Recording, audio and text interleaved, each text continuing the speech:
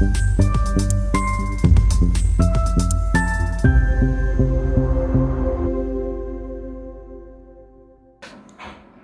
मित्रांनो.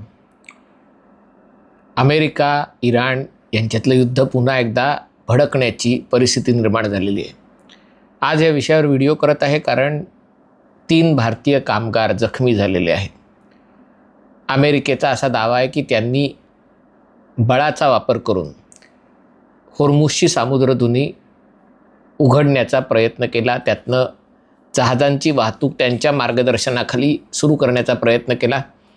इराणचा दावा आहे की अमेरिकेने असा प्रयत्न करताना इराणच्या प्रवासी बोटींवर, ज्या छोट्या होड्या असतात त्यांच्यावर हल्ला केला. संयुक्त अरब अमिरातीच्या फुजैरा इथल्या तेल शुद्धीकरण प्रकल्पावर इराणच्या क्षेपणास्त्र आणि ड्रोनचा हल्ला झाला. तो परतवून लावण्यात आला, पण तरी तिथे झालेल्या स्फोटामध्ये 3 भारतीय कामगार जखमी झाले. याची दखल थेट पंतप्रधान नरेंद्र मोदींनी घेतलेली आहे. त्यांनी या घटनांचा निषेध केलेला आहे आणि त्यांनी सामान्य लोकांवर आणि तसंच ज्याला सिव्हिलियन टार्गेट्स असतात, नागरिक क्षेत्रांवरचे हल्ले खपवून घेतले जाणार नाहीत, त्यांची त्यांनी निंदा केलेली आहे. आता हे नेमकं काय चाललं आहे हे समजून घेण्यासाठी कुठेतरी या सगळ्या युद्धामध्ये किंवा या युद्धाच्या सुरुवातीला सौदी अरेबिया आणि संयुक्त अरब अमिराती UAE यांच्यातल्या शीतयुद्धाकडे लक्ष द्यायला पाहिजे. म्हणजे असं बोलणं थोडंसं अतिशयोक्तीचं ठरेल. खरं युद्ध हे UAE संयुक्त अरब अमिराती विरुद्ध सौदी अरेबिया यांच्यात आहे आणि हे युद्ध चालू असल्यामुळे अमेरिका आणि इराण यांच्यातलं युद्ध संपू नये, इराणची टांगती तलवार डोक्यावर कायम राहावी, यासाठी संयुक्त अरब अमिरातीला त्रास देण्यासाठी सौदी अरेबिया प्रयत्न करत आहे. आपल्याला आठवत असेल, काही दिवसापूर्वी UAEनी संयुक्त अरब अमिरातीनी ओपेक गटातून माघार घेतली. ओपेक गट 1960च्या आसपास स्थापन झाला होता. याच्यामध्ये इराण, इराक, सौदी अरेबिया, नंतर व्हेनेझुएला आणि कुवेत हे देश सहभागी होते. तेव्हा संयुक्त अरब अमिराती हा देशच नव्हता. 7 अमिराती होत्या. 1967 साली अबुधाबी त्याच्यात सहभागी झाली. कालांतराने जेव्हा देश स्थापन झाला तेव्हा ते ओपेकमध्ये सहभागी झाले. ओपेकची रचना अशी आहे की तेलाच्या किमतीवर नियंत्रण राखणं, कारण या सगळ्या भागामध्ये पूर्वी ब्रिटिश, अमेरिकन आणि डच तेल कंपन्यांचं वर्चस्व होतं. भारतातल्याही सगळ्या कंपन्या, Bharat petroleum, Hindustan petroleum, Indian oil, या सगळ्या, ब्रिटिश पेट्रोलियम, बर्मा शेल वगैरे या सगळ्या कंपन्या होत्या. त्याचं आपण राष्ट्रीयकरण केलं आणि त्यांना शह देण्याच्यासाठी ओपेक गटाची स्थापना झाली होती. कालांतराने म्हणजे अरब इस्रायल युद्धात इस्रायलने अरब देशांचा पराभव केला. 1967 साली, 1973 साली यॉम किप्पूर युद्धात पराभव केला. तेव्हा आपली ताकद दाखवण्यासाठी या आखाती अरब देशांनी, ओपेक सदस्य देशांनी तेलाचं उत्पादन कमी केलं होतं. तेलाच्या किमती मोठ्या प्रमाणात वाढल्या होत्या. त्यामुळे तेव्हापासून ओपेक आपली ताकद दाखवायला लागला. आज ओपेक आणि ओपेक प्लस 2016 साली त्यांचा विस्तार झाला. आज UAEचा माघारीनंतर 12 देश ओपेकमध्ये आहेत. आधी 13 होते आणि ओपेक प्लस आणखीन मोठा गट आहे. पण ओपेक प्लसचं मिळून 40 ते 50% तेलाचं उत्पादन, जगातलं सगळं उत्पादन आहे त्यातले 40 ते 50% या ओपेक प्लस गटाचं आहे. पण अमेरिका हा जगातला सगळ्यात मोठा तेल उत्पादक आणि तेल निर्यातदार देश बनलेला आहे. रशिया आहे. आता गयाना वगैरे सगळे देश तयार होत आहेत आणि त्यामुळे वरकरणी संयुक्त अरब अमिरातीचं ओपेकमधनं बाहेर पडणं हे कुठेतरी तेलाशी संबंधित असलेल्या राजकारणाचा एक भाग वाटत असलं तरी प्रत्यक्षात मात्र ते कटशह देण्याच्या राजकारणाचा भाग आहे. संयुक्त अरब अमिरातीचं असं म्हणणं आहे की ते ओपेकमधनं अशासाठी बाहेर पडले कारण ओपेकनी प्रत्येक देशाला कोटा ठरवून दिलेला आहे. संयुक्त अरब अमिरातीला कोटा दिवसाचा साधारणतः 30 लाख बॅरल इतका आहे.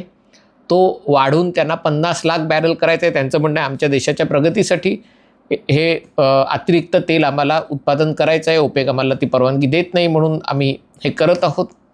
पण प्रत्यक्षात मात्र त्याचं कारण असं आहे की सौदी अरेबियाचं टायर पंक्चर करणं, त्यांची आर्थिक गाडी घसरवणं हे त्याच्यामागचं कारण आहे.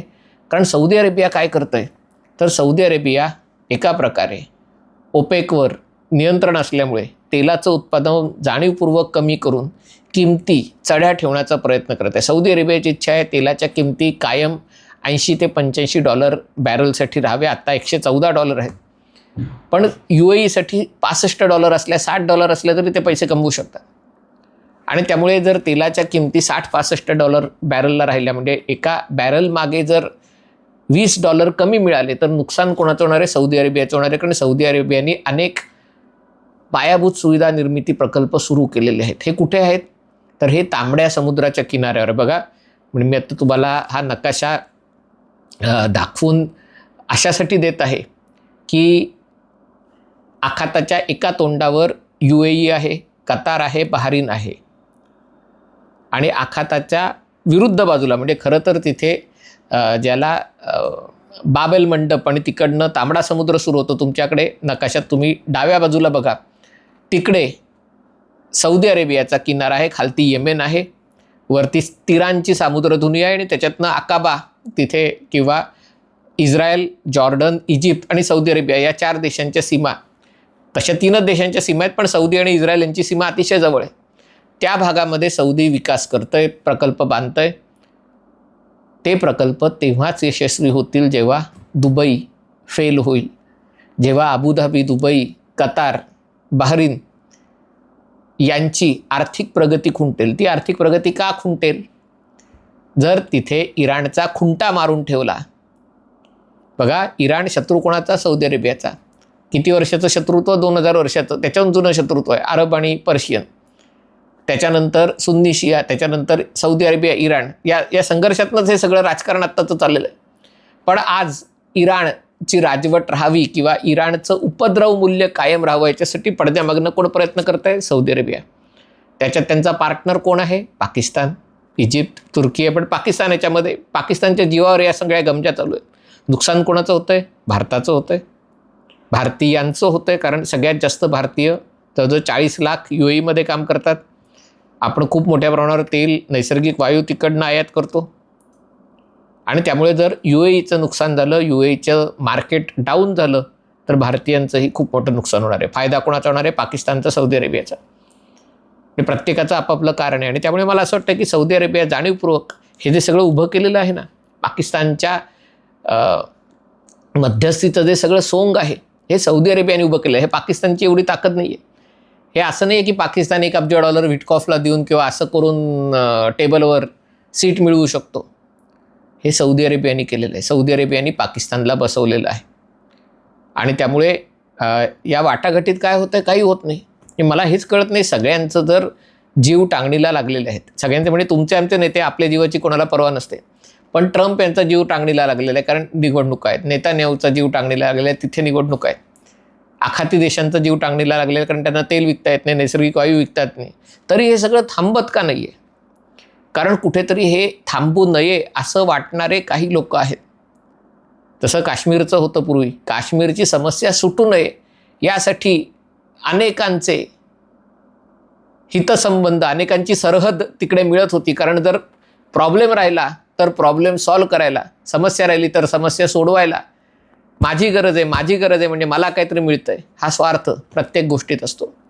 आपल्याकडच्या राजकारणात तसंच आहे, पण हे आखाताच्या राजकारणातही तसंच आहे. आणि त्याच्यामुळे कोणाला तरी असं वाटतंय की इराणचा टांगती तलवार राहावी. म्हणजे एका शेळीला भरपूर गवत खायला दिलं, पण तिच्या बाजूला पिंजऱ्यामध्ये एक वाघ असेल, तरी भरपूर खाद्य असूनही शेळी हडकुळी राहील, कारण त्या वाघाच्या भीतीने शेळीला जेवण जाणार नाही. तशी ही परिस्थिती आहे. आणि त्यामुळे हे युद्ध कळत नाही आहे की हे थांबतही नाही आहे आणि सुरूही होत नाही आहे. म्हणजे युद्धविराम आहे. काही जण म्हणतात इराणची राजवट आज कोसळेल, उद्या कोसळेल, पण ती राजवट कोसळत नाही आहे.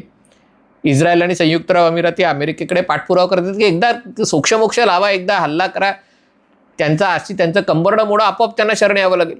हे सरळ मार्गाने जर ते अटी मान्य करत नसतील तर कंबरडं मोडा, पण तेही होत नाही आहे. ह्याचं कारण इराणच्या मागे अदृश्य हात आहेत, अदृश्य शक्ती आहेत. त्यातल्या काही अदृश्य शक्ती आखातातल्या आहेत, काही अदृश्य शक्ती चीन रशिया आहेत, कदाचित त्याच्यात अमेरिकेतलाही काही गट असतील.